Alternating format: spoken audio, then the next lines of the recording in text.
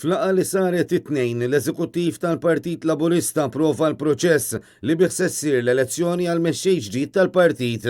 L-Eżekuttiv approva l-aġenda u d-dati għal konferenza ġenerali u għal kongress tal-membri. In-nomini se jinfetħu it-tnejn li ġej 9 ta' Diċembru u jalqu l-4 11 ta' Diċembru. Fi kliem sempliċi, il-kampanja leadership se tkun qed tiġi varata fl-eqel tal-festi tal-miliet u l-ewwel tas-sena. Il-konferenza ġenerali se ssir 2, 6 u 3, 7 ta' Jannar.